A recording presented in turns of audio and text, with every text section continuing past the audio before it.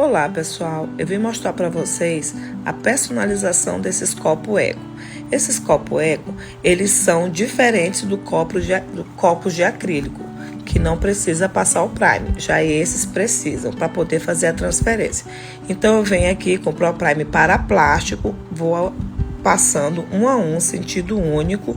Enquanto isso a máquina está aquecendo, eu passo ela na temperatura de 220 graus, já aplico a arte aqui, vou passando na máquina e olha só como é que fica a cor dessa personalização, fica excelente.